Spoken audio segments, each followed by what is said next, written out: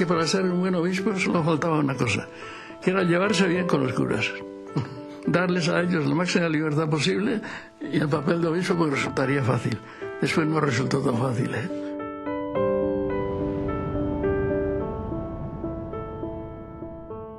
Que los primeros años era más bien duro, exigente, con cierto rigor para él mismo y para los demás.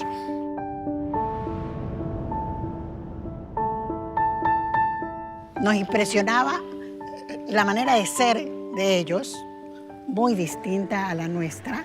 Eran muy terminantes. Monseñor Víctor era una persona buenísima, pero muy terminante.